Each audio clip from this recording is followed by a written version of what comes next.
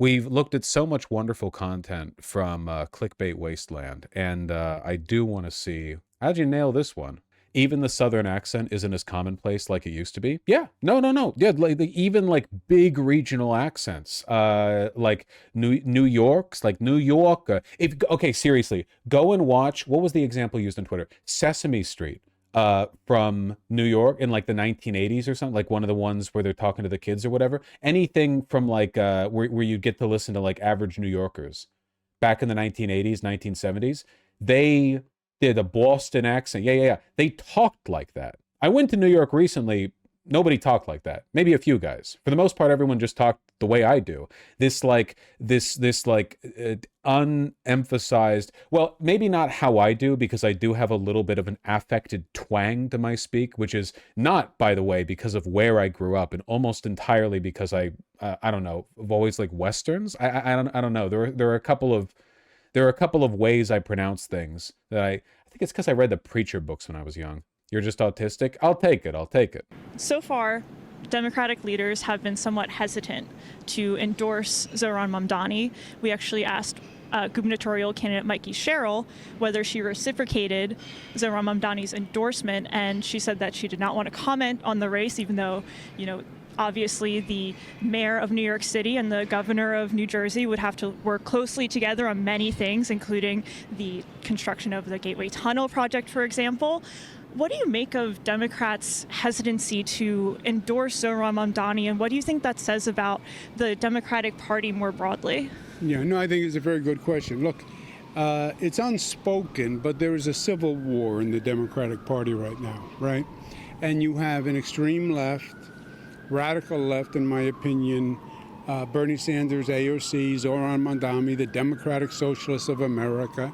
They're socialists. Forget democratic socialists. Democratic is just a mask. They are socialists. And they are challenging the mainstream moderate Democrats. I'm now a moderate Democrat. You know what's wild? I think this is genuinely the most like grassroots campaign engagement I have seen Cuomo do. It's kind of funny. It would just end up being here, Cuomo just on the street talking to a relatively small YouTuber, It's funny. Good for her. Again, the clickbait waste, I think she's done, I assume because there's a camera person as well, but, she's done a phenomenal job with giving us insight, into the election. All my life I was a crazy liberal, son of a crazy liberal. Now I'm a moderate. I didn't change. It's just the world shifted. And you have this far left versus the moderates. The moderates are afraid of the far left. They disagree with them. The socialists do not represent what the Democratic Party represents, but the moderates are afraid of them because they're very strong in a Democratic primary, which my race showed, right? Democratic primary, smaller turnout, activated base, younger voter. So the moderates are afraid, and they're trying to make peace with the far left, and they're hoping that the far left doesn't challenge them. So some moderates are endorsing people on the far left. Some are keeping their distance. But it's not that any moderates agree with them. It's just how they're responding politically to the perceived threat of the far left. This is so damaging message-wise. It's so politically myopic, because what he's essentially saying is, to everyone who's excited to vote for Mamdani, which is, again, like a lot of people, do not translate that into support for the Democratic Party. If you are voting for Mamdani, he is an anomaly, and we do not want your support within the Democratic Party. We do not represent any of the traits that you like about him.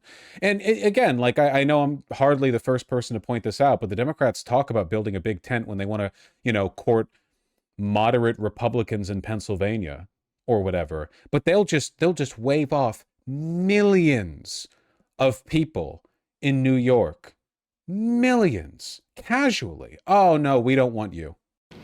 But look, this far left, when I say it doesn't represent the Democratic Party, Democratic Party is not anti-business. We're not anti-jobs, anti-opportunity, anti-growth.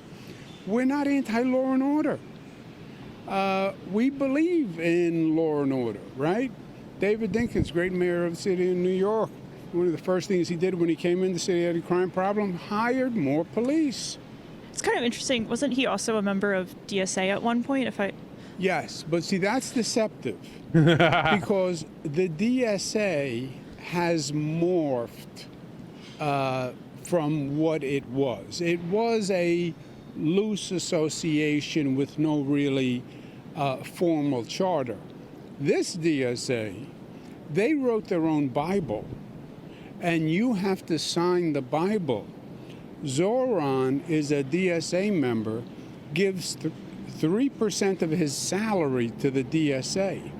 Cool. It's like tithing. Yeah, reminder that you can sign up for Progressive Victory and join their membership program and get a sweet, shiny card in the mail that symbolizes your ongoing commitment to helping them run their very lean canvassing operation. It's like you're a member of a church, and they have a very specific agenda. Their agenda is defund, disband, and disarm the police. David Dinkins does not. Remember, if you're part of a political organization and they're not fundraising via dues from their members, they're getting the money from somewhere else. This used to be the norm. I know it sounds crazy today, but like, I'm part of a local political org. I pay them a tiny amount every month as part of membership and, so on and so forth. That was the norm. But, nowadays, we're all used to the Democratic Party method, which is you're just part of some nebulous, amorphous, gigantic, too big to even perceive political group. And they get all their money from corporations and like sponsorships. Sign that agenda. So you mentioned that now you're in a position to court these more moderate voters, obviously in New York City, and that also includes expanding the tent maybe to include some Republicans. I was actually at your Young Professional for Cuomo event, and I know one of the speakers who introduced you was a gentleman who had worked in the first Trump administration. I'm curious, are there any complications that arise from both courting Republicans and Democrats while you have had an adversarial relationship with Trump? Well, let's put President Trump aside because that relationship is unique and he's unique. But, I was governor of New York. Governor of New York, this state is just about 50-50 Democratic Republican. I had a Republican Senate for many years. So to get a budget passed, to get any bill passed, I had to deal with the Republican Senate. And as governor, I don't represent Democrats versus Republicans versus independents. I represent all New Yorkers. And what I'm trying to do here in this mayoral is, we're Democrats or Republicans, we're independents. We're New Yorkers first. And this is the same threat that we all face. A socialist New York does not work. I have no doubt that it will be a very bleak future as a socialist New York. Allowing the anti-Semitism that we see raging in New York City to continue does not work. I actually had a question about that, given that there have been several prominent Jewish leaders in the Democratic Party, for example, Congressman Nadler and Brad Lander, who have endorsed Zohran Mamdani. I'm curious what you think explains their endorsements. How would you respond to them? Look, I think the Middle East issue is very controversial. I think the majority of Democrats, if you put the question to them in New York, I would think they would say they are pro-Gaza during the conflict. Really? Hope to God the ceasefire holds. Already and hasn't. I think the far left would certainly say they were pro-Gaza. And I think that's where Nadler and Lander live, right? That's their electoral base. That's who they courted. It's so telling that even when he's defining the structure of the question, when he's just saying, well, let's talk about like polling numbers for Gaza, he can only imagine a person being pro-Gaza, pro-Palestinian, whatever you prefer, to appeal to the political base that you represent. Like, it has to be a cynical move because that's what these people do. That's what Cuomo does. That's what Mamdani's rejected. You go to consultants and you break down the entire community into a bunch of demographics, a bunch of positions, a bunch of opinion polls, and you just cynically target which ones you want to appeal to.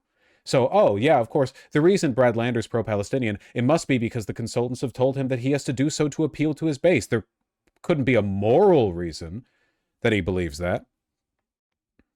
So I think, most politicians reflect what their political constituents want.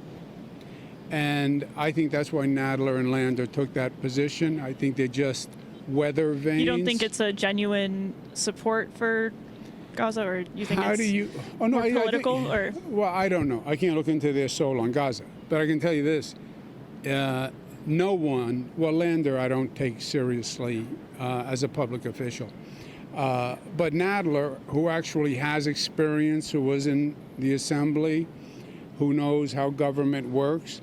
How could you take Zoran seriously as a mayoral contender? Legislator, yeah, great. You're an assemblyman, you're a senator, you're a congressperson, you legislate. Your business is basically I've heard Hassan call Lander a liberal Zionist multiple times. Is that just straight up campus misinformation? I mean, we're kind of playing with the definition of Zionism here, and this is the reason why, like, when I say so-and-so is a Zionist, what I generally mean is that they support Israel, because in practical terms, that's where the line has been drawn. Support Israel in like a broad sense, There are Zionists for whom the question is more like they don't want Israel to literally disappear in the Middle East because they do believe in the idea of that being a Jewish homeland, but it doesn't manifest in a way that supports the current political paradigm there. I mean, if you, like, theoretically, if you supported the United Nations invading and occupying Israel and forcing it to be a egalitarian democratic state, under like military occupation, there are technically support for that is still support for the continued existence of the state of Israel. So I think Brad Lander could be described as a liberal Zionist in that context, but he's certainly not like pro-Israel in the way that is relevant in the conversations we're having right now. articulating, advocating, writing legislation, arguing for policy change. Great. You're an executive, you have a totally different job with a totally different skill set. You have to manage. You have to manage 300,000 people. You have to respond to crises. You have to negotiate contracts. Zoran has no credential whatsoever. It's like reckless to recommend him for the job. For Jerry Nadler to say, I think Zoran is qualified to be mayor, I mean, it's laughable. So you mentioned, obviously, the Israel-Gaza discussion has taken up a big, it's been a focal point of this election. In terms of things that the mayor actually would oversee in New York City related to Israel policies, one of the things that I've noticed is that the NYPD has an international presence in many countries, including Israel, in Qatar, in Colombia. I'm curious, just why is the NYPD, why is it everywhere, and do you think this is necessary? The NYPD has one of the greatest counterterrorism networks in this country. Okay.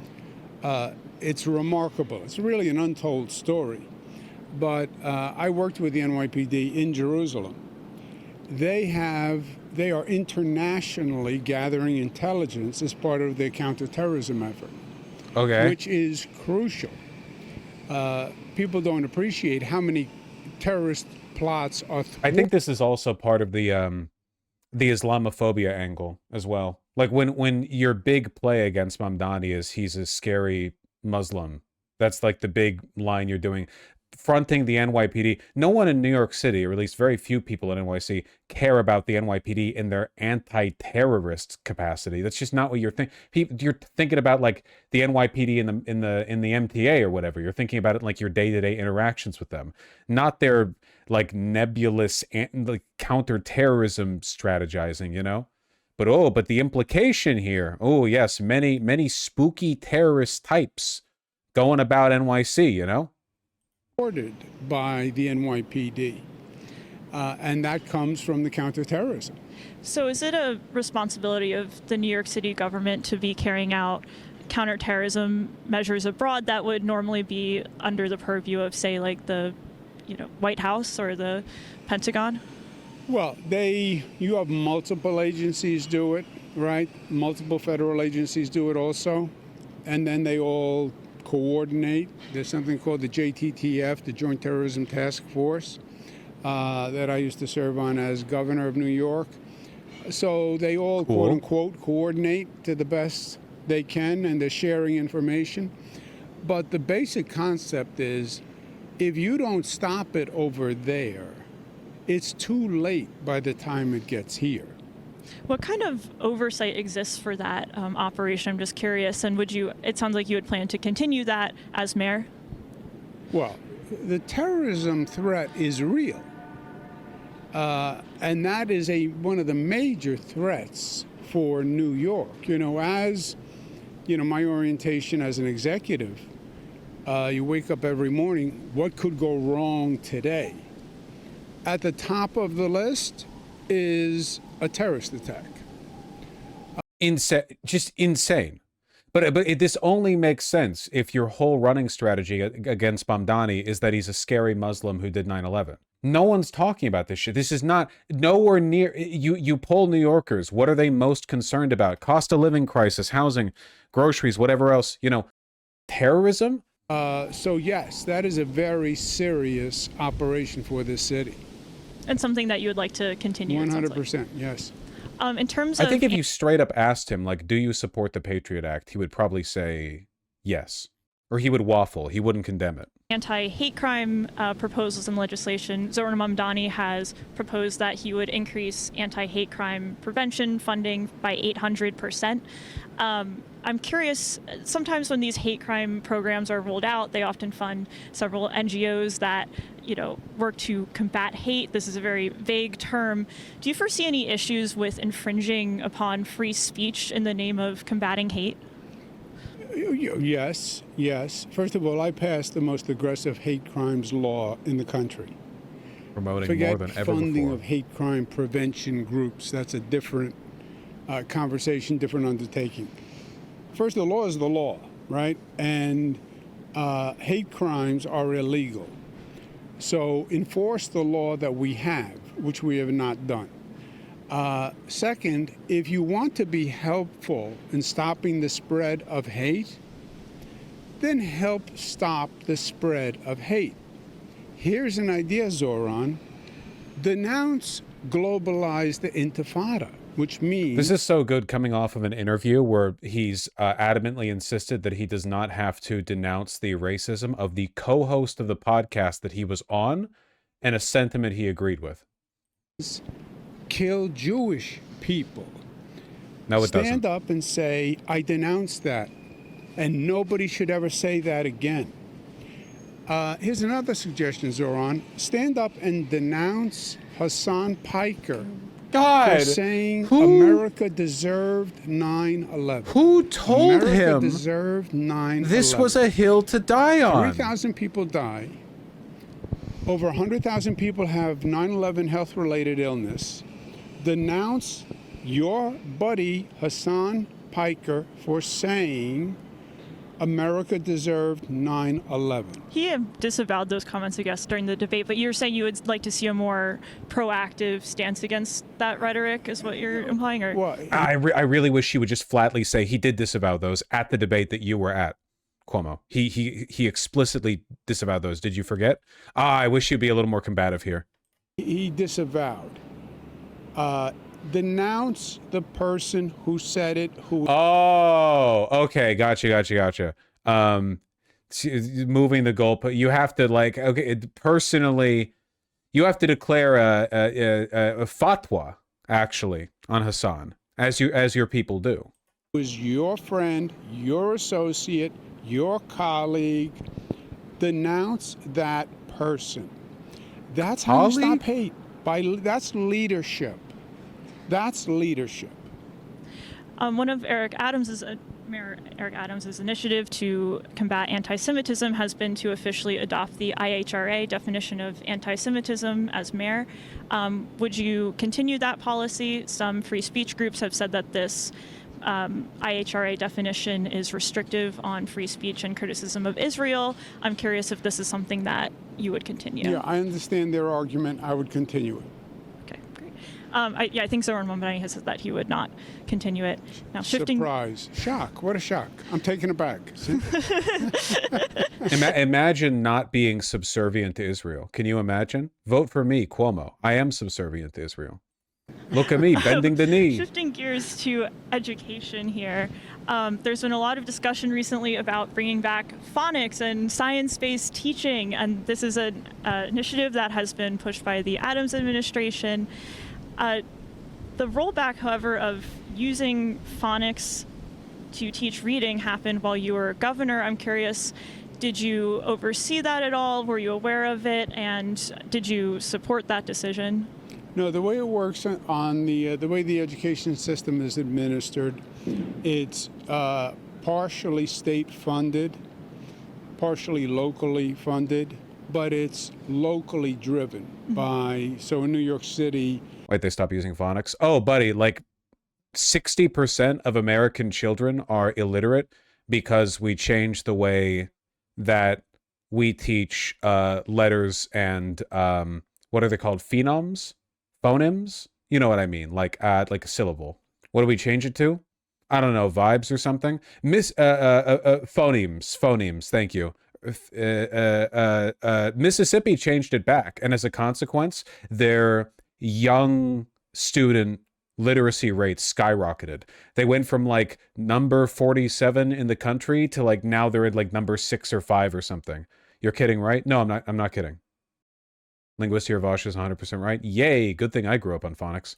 The New York City Education Department makes that decision. Really, the mayor, we have mayoral control now.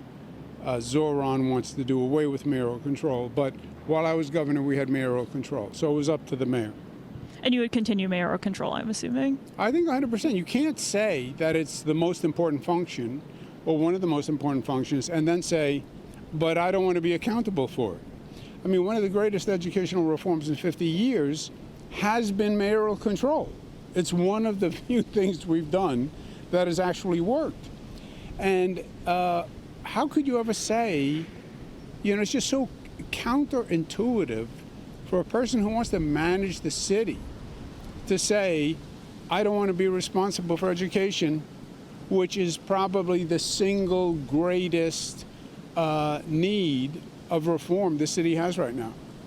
I guess the argument against mayoral control would be Zoran says that he wants to give communities and parents more control over how the schools are run. What are your hesitations with transitioning to that? We did that.